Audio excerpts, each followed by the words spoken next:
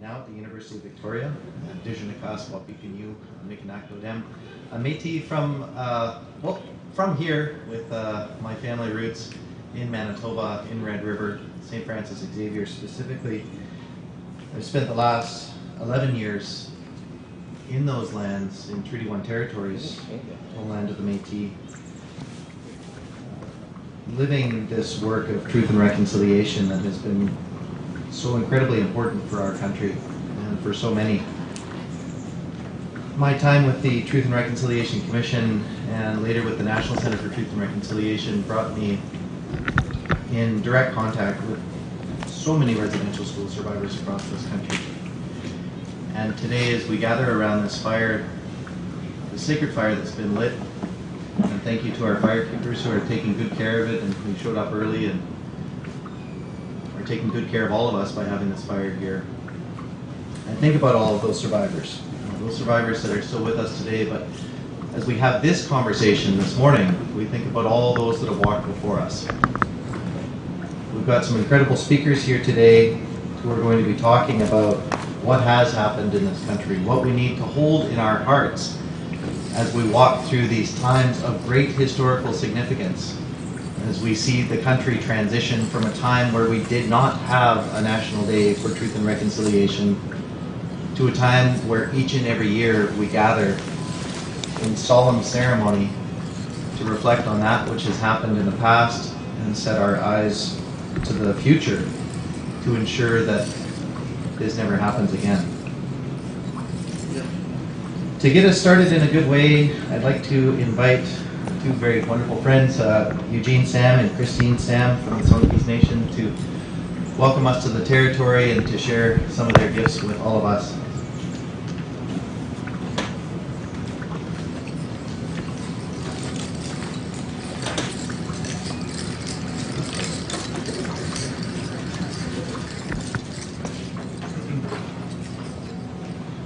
Ag Jotiam, Atha Sambatin, Jitaleta at Laquangan, Haichga Contine Techo Laquangan Tunnels, Haichgatiam.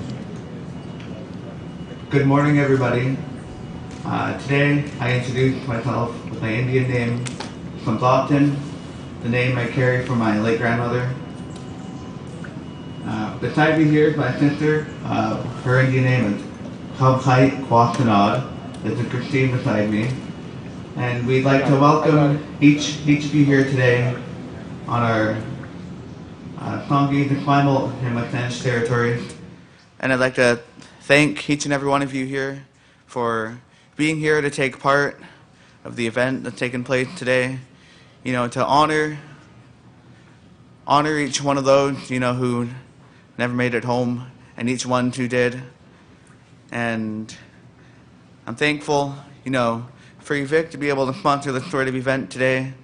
You know, it's a great honor for sure to see everyone show their care and show their love for everything that's happened. And thank you for being part of this event today. Tapka.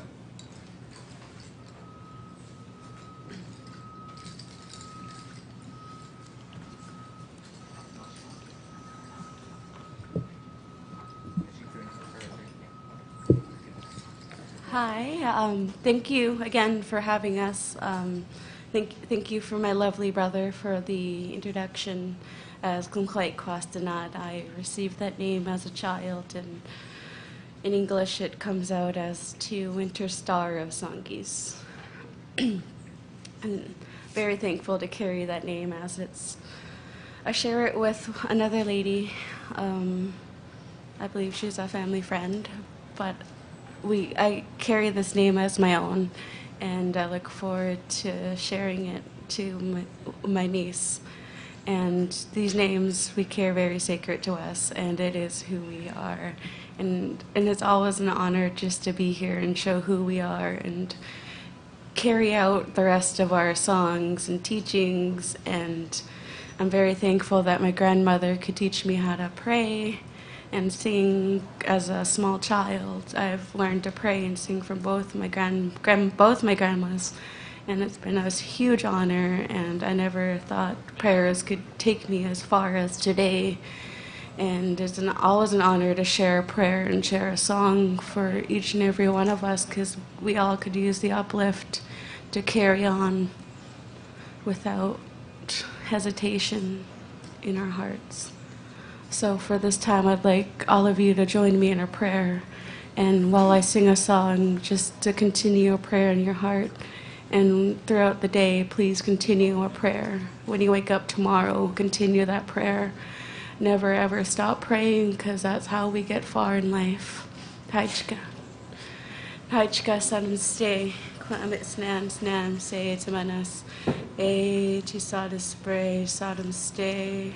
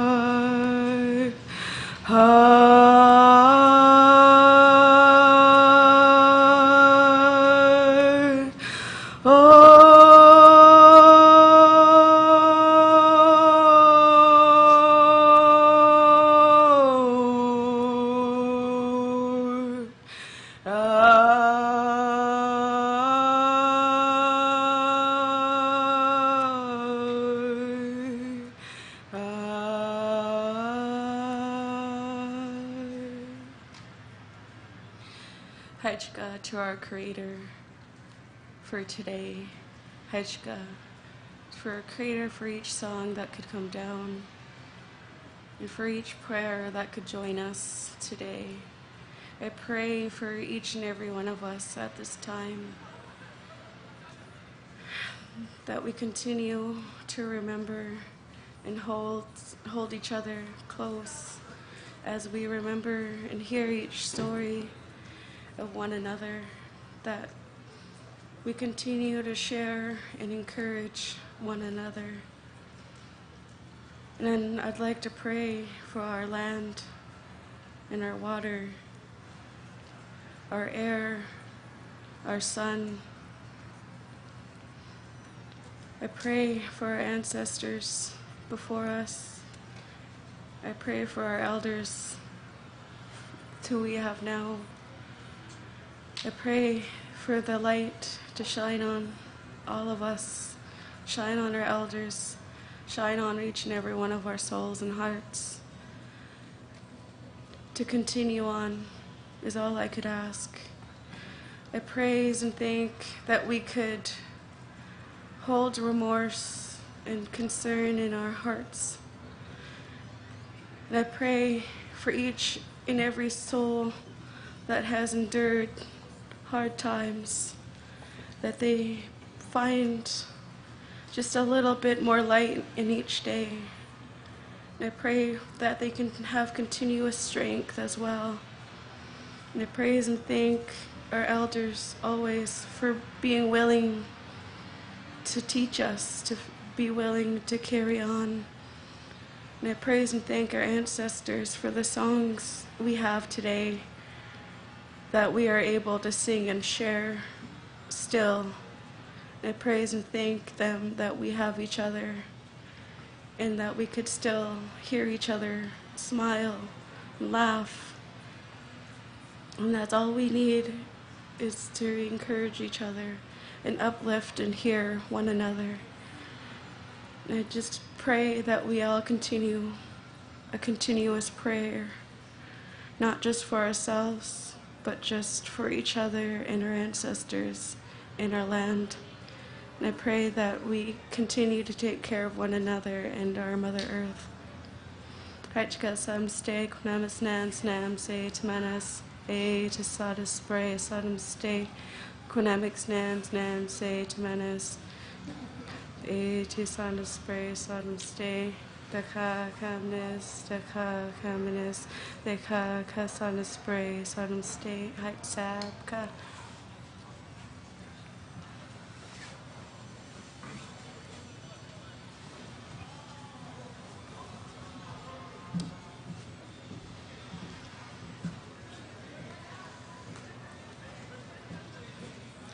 Thank you both for that wonderful opening and for the welcome to the territory and for the very beautiful and important prayer as we keep all that in mind, the directions, those before us, those after us, the land itself.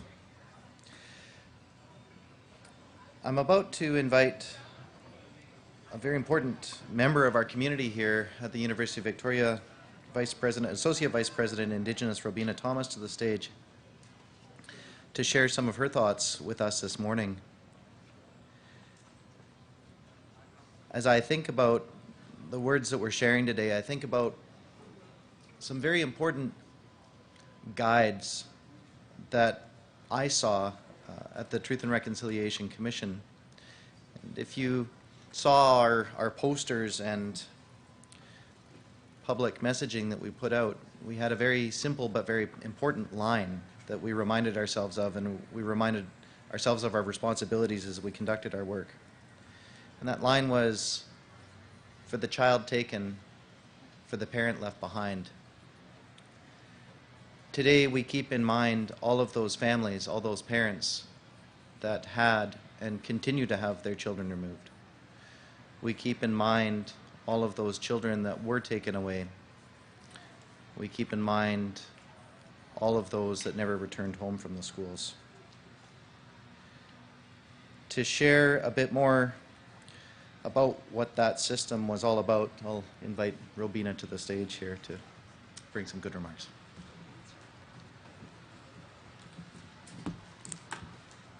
Oh, I'm not supposed to touch it, sorry. Welcome everyone and thank you for being here.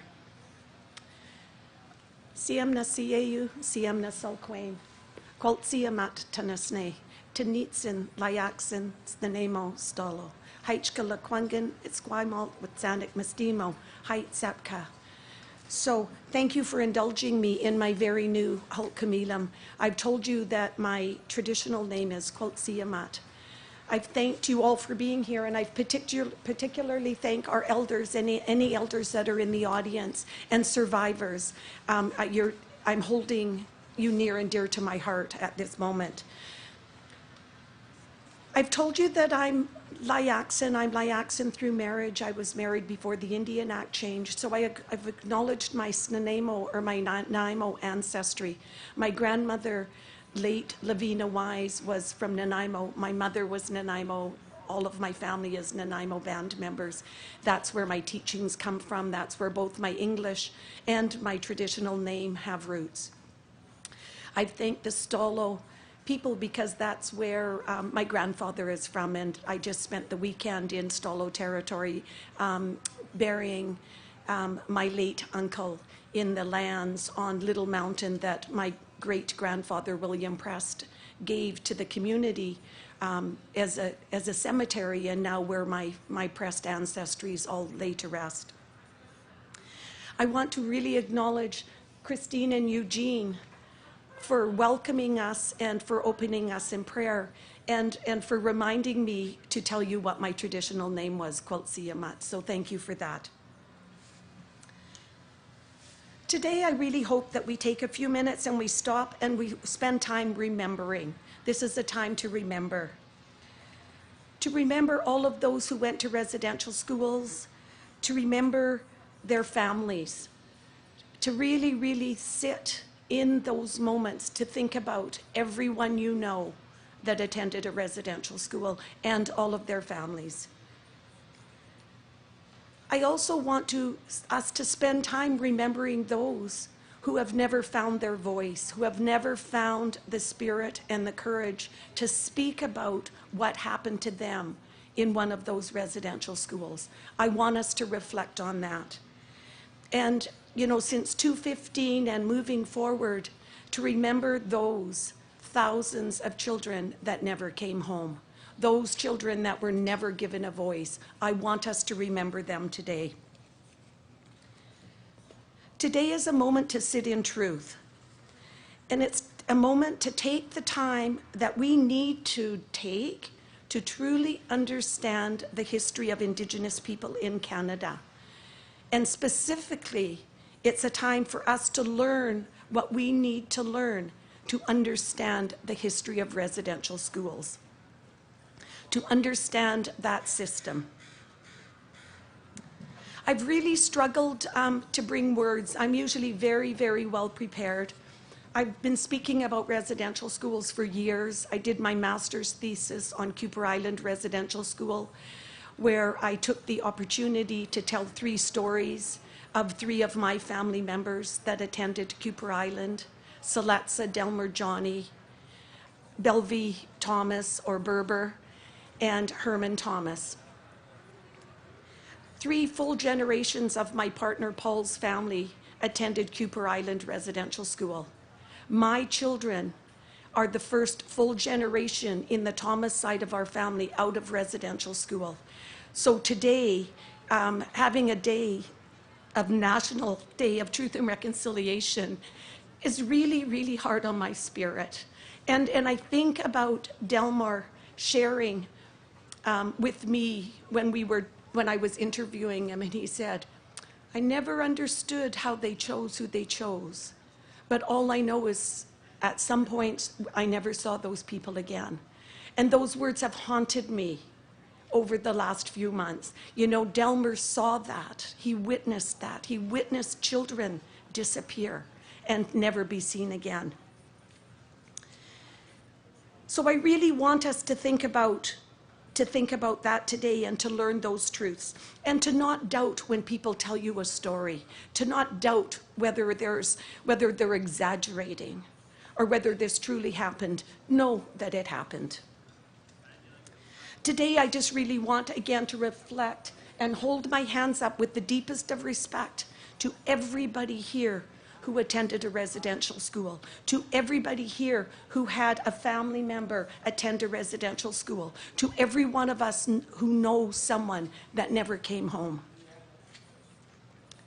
Prior to residential schools, Indigenous people had very sophisticated education systems. Miller referred to them as the 3 L's: looking, listening, and learning. We knew what to do to educate our children. We knew how to work with children and to work with their gifts and to teach children how to walk in that path. And we heard Christine say that her grandmothers have taken her since she was little and taught her what her gifts were around prayer. And so we knew what to do, and that's what our elders did. They taught us. But the settlers didn't think that that was a good way. They didn't think that we were teaching children in a school, in authoritarian ways, teaching them the way they were, and they needed to change the system that we were educating our children in. A key component of our education was storytelling. And I think that later this morning, we're going to spend time with Mark, and Mark is going to share some stories with us. And I really encourage us to do what we can do to reach out to people that we know and listen to their stories, because that's where our learning will come from, is in the stories, in the words. Our education system, however, was so foreign that the federal government decided they needed to do something about it. In 1879, the federal government appointed Nicholas Flood Davin, and they asked him to investigate the residential school in the United States. And they told them that they wanted him to come back with recommendations on what we should do in Canada. And what he came back with culminated in a report called the Davin Report of 1879. This report recommended aggressive civilization and programs that disintegrated our families. And so from the get-go, the residential school system was about breaking our families down and about taking us as far away from our culture and our tradition as they possibly could. Davin also recommended off-reserve boarding schools that completely removed children from their families and their communities. However, very few of our families actually sent their children to residential schools from 1879 to 1920. And so in 1920, the Indian Act was amended. And at this time, it made attendance compulsory for registered Indian children between the ages of 5 and 15. Legally, First Nations children were legislated out of our families, out of our homes, and forced to attend Christian-run, English-based education systems.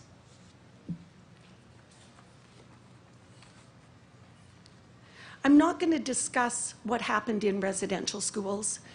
We have a Truth and Reconciliation Commission that discusses that fully. We have the Royal Commission on Aboriginal People that discussed that fully. We have a myriad of reports, books, videos that discuss that. But today we have the great honor of having Mark. So I'm not going to get into that today. But what I'll end with is stating that at the end, there was about 130 residential schools across Canada. It's estimated that at least 150,000 Indigenous children were forced to attend one of those schools. The majority of those schools started to close in the late 70s, early 80s, but the last one did not officially close until 1996. So a part of the truth is, as much as we try to distance residential schools as something of the past, they're very, very recent. They impact us daily. They're a part of our daily lives. And I just want us to start today as a moment of truth and listening to a bit of the history of the development of residential schools in Canada. I thank you for being here. I thank you for listening, and I thank you for coming out today. I have to say, I do have an orange shirt under my layers of clothes, but I was freezing, so I borrowed an orange button from someone so that visibly I know that I'm supporting orange shirt, because I'm absolutely freezing on this fall morning. So I hold my hands up to each of you for coming and joining us today. Thank you.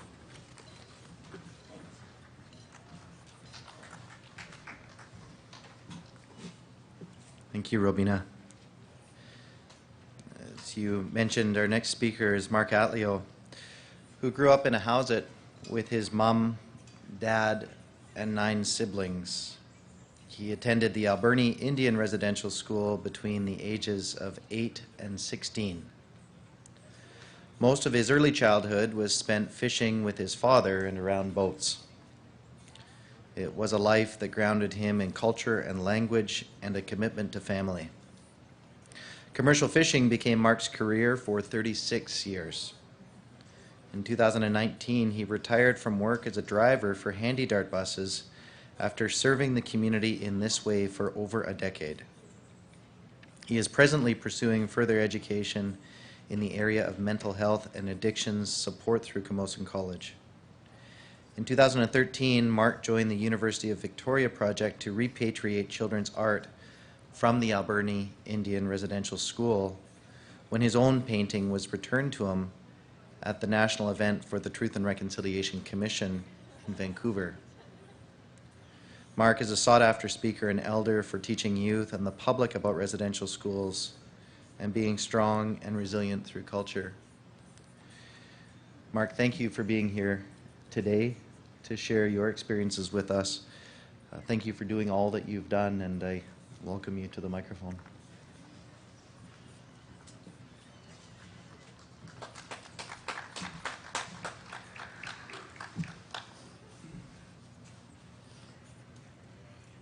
Tlako, Aishkas the emcee.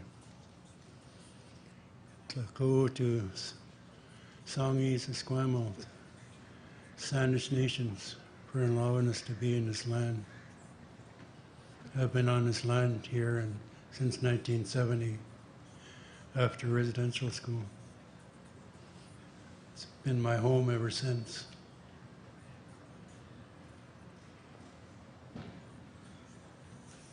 In 1994,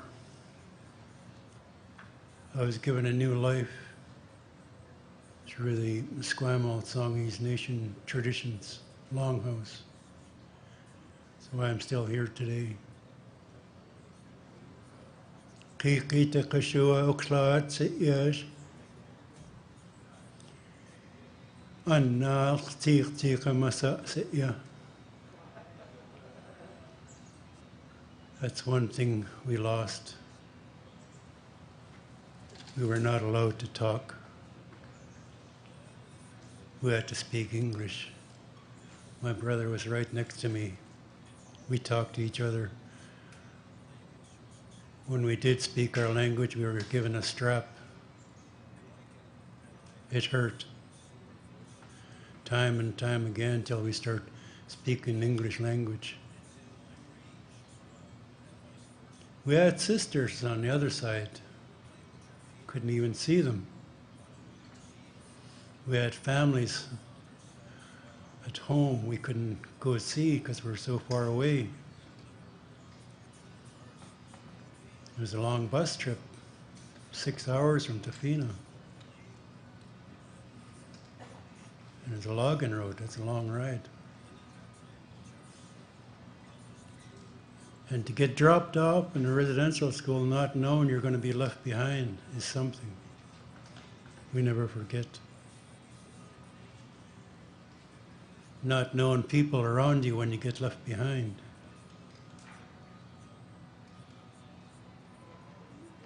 It's terrifying. You don't know anybody, you can't talk to anybody.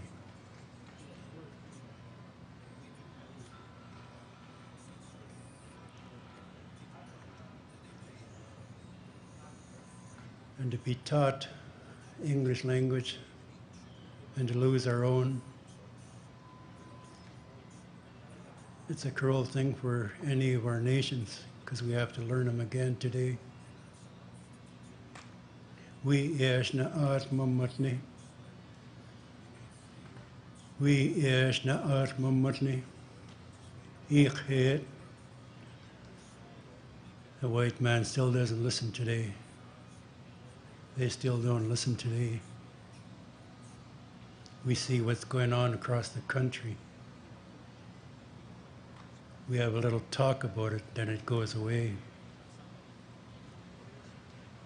It's been a few months since the discovery of Kamloops. That hurt.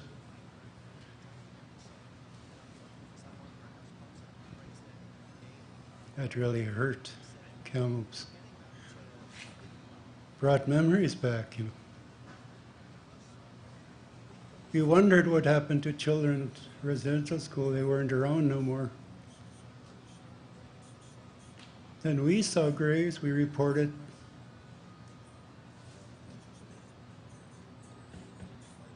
And that strap came out again. Do not talk about it. Don't mention to anybody. Again, we did it. Another grave. Instead of going to the supervisor, we went to the principal, which was a huge mistake. Huge mistake. We got punished harder. not only on our hands, it is on our behinds. To this day, I get triggered sometimes when I hear that strapping noise. It's not nice, especially when you know a person goes missing. Don't know what happened to them. You think they gone home. They didn't go home.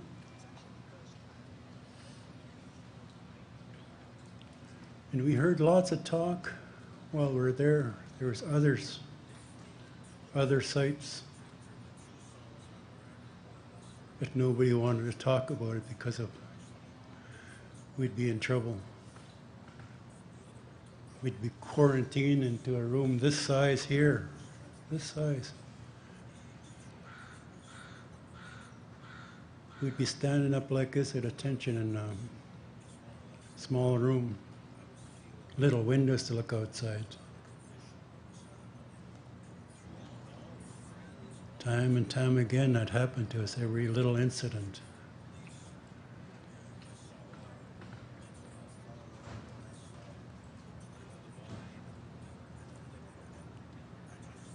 When I lost a family member, my grandmother was my teacher. She passed. We got a phone call. No, you can't go home. You stay here. My own grandmother, she's like a mom. I missed that. My grandfather passed. He was my big dad. Taught me a lot culturally. Taught me a lot what to prepare myself for in fishing. That's what I always wanted to do, is be a fisherman.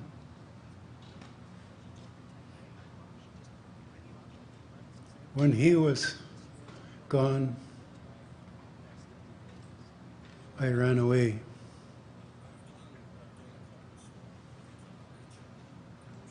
When I got back, I was in deep trouble for a long, long time and time again. Wasn't once, wasn't twice, wasn't 3 times, many times for doing that, running away. Just to go see your grandparents, send them home. I missed those.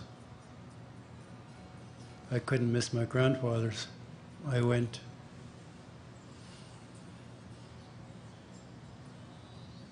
That's how strong we were when we were taught by our grandfather. Never give up. Never give up. And I haven't to this day.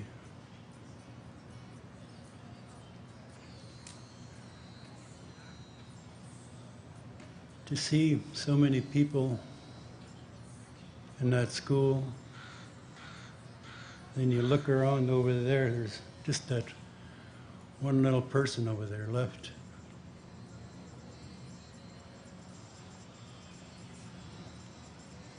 That's how many people are left in our little group we had. Not many left. All them people got punished. All to say, I believed in my grandfather's teachings. We prayed. It's like the fun young ladies were saying, beginning, we pray every day. That's what carried me through.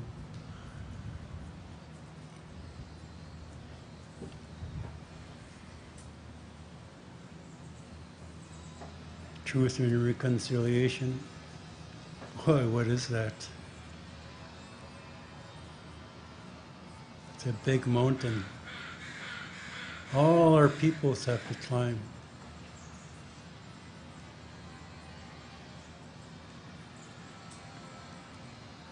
There will be no reconciliation till the truth be told. We told our stories. Now they want to tear it up and burn it, our history. Personally, that's wrong to me and it's hurtful. I have a lot of friends say the same thing. It's wrong. Why do they want to hide our truths? Why are they taking our truths away?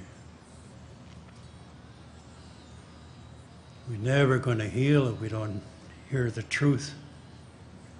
Never. We can talk about it and talk about it.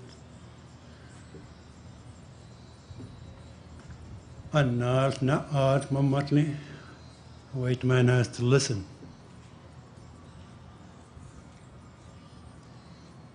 Annat na'at mamatli. Annat tika masa se'ya. White man must listen so we can speak our language again. Be one people. We're one people.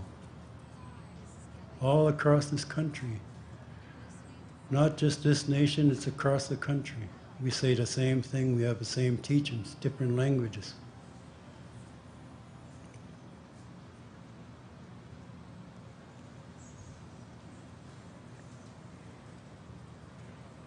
Today I hope we all ask so we can learn.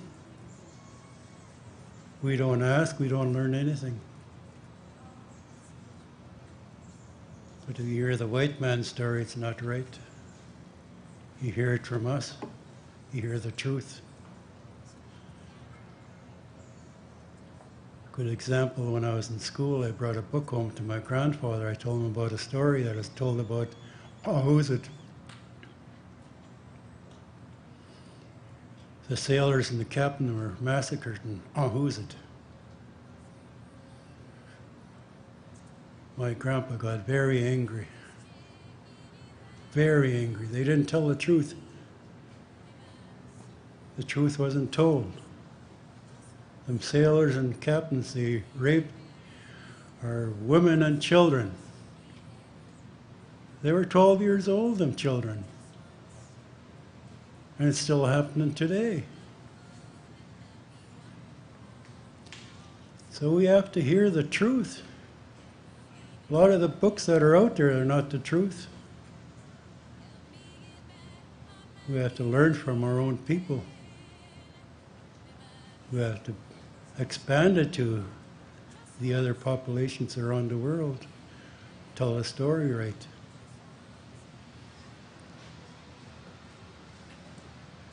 Then we start hearing the truth, we start listening, then we become one. Till then,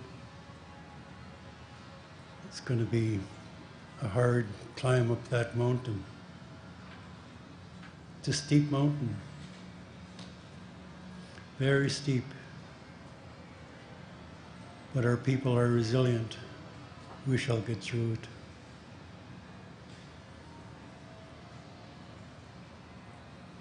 And I'd like to thank UVic, Truth and Reconciliation Commission,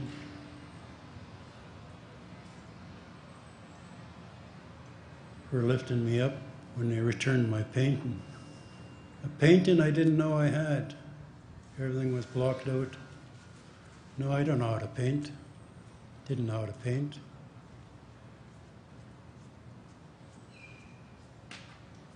I was invited up here to go view a painting that belonged to me.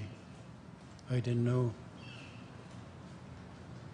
That is my hiding place. Safe place to be. I'm very grateful.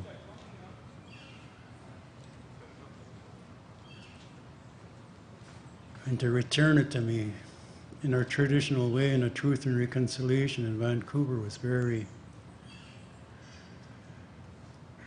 uplifting for me. Took a lot of heavy weight off my shoulders. Otherwise, I wouldn't be here today talking like I am, sharing stories. I can be here for a long time telling stories.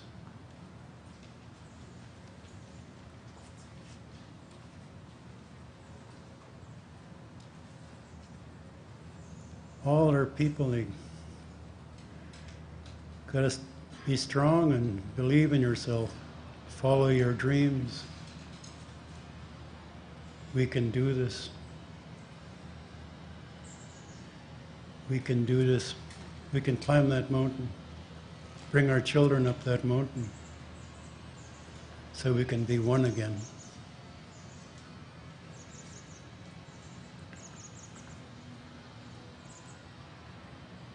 There's other things in this world that are related to this residential school. All the missing, murdered women, all the children being taken away from our families. They call it foster care now. That's the second form of residential school. This young lady that opened with prayers. Our grandfathers and our grandmas were our mom and dad. They were our teachers.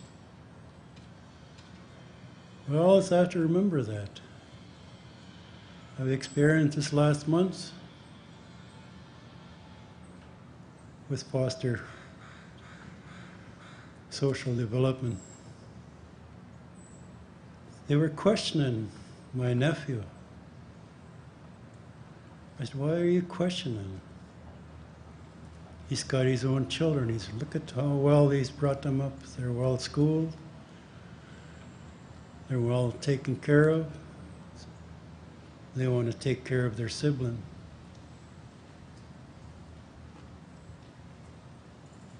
That's what's happened today. We have to change all this. Start sharing the truth. Start sharing the truth. Then we can say we've reconciled. And I'd like to thank all of you for listening to me. Like I said, I could be here for hours and hours. emcee, tlako.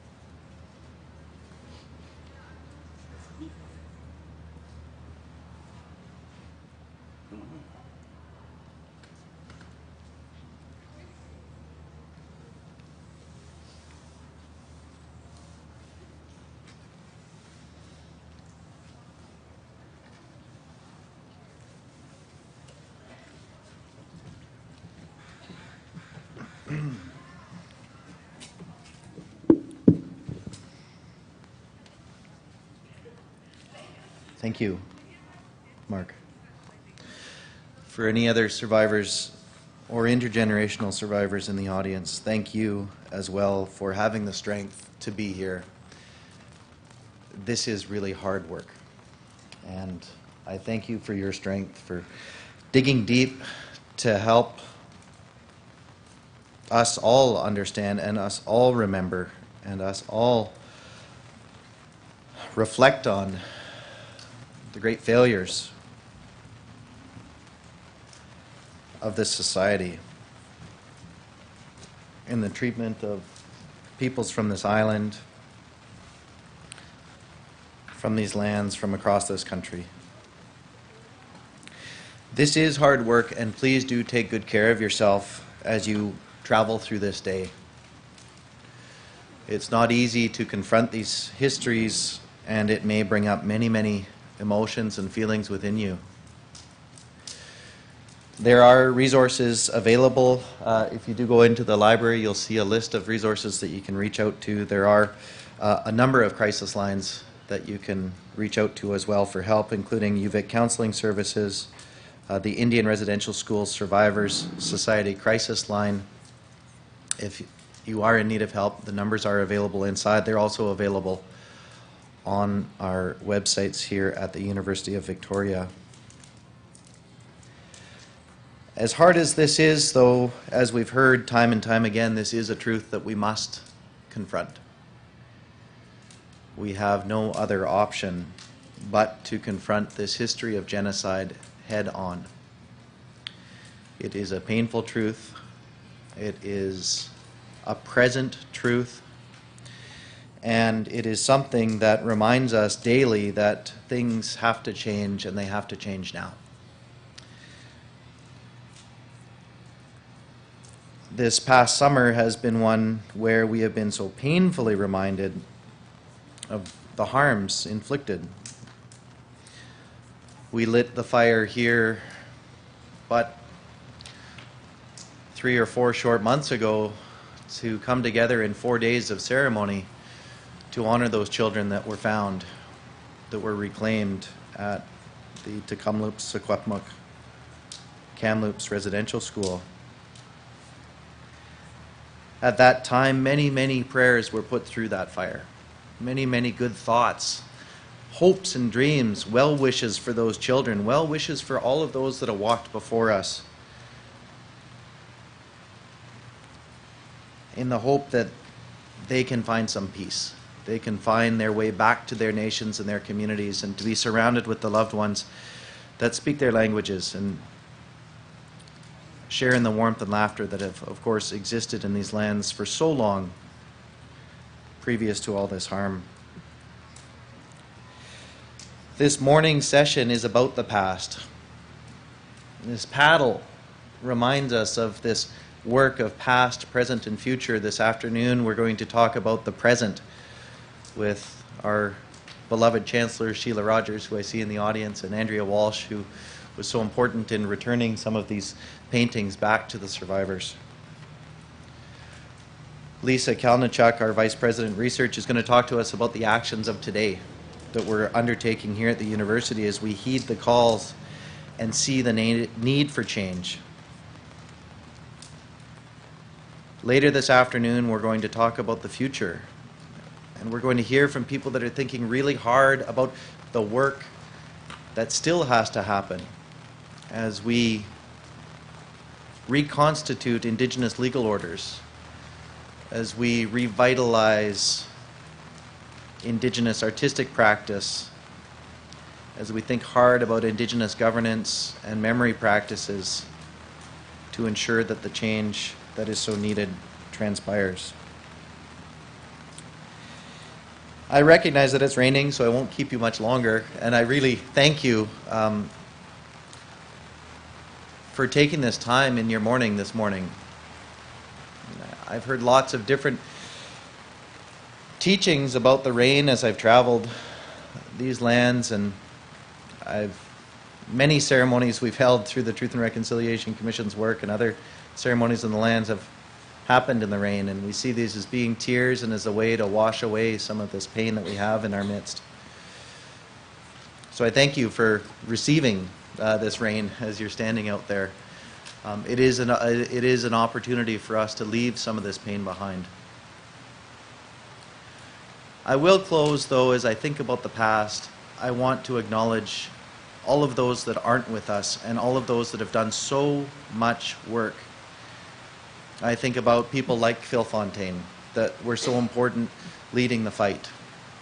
I think about the survivors from the Port Alberni Residential School that took the government and the churches to court and were subjected to horrible cross-examination and the full brunt of this colonial legal system that we have, called liars and fabricators.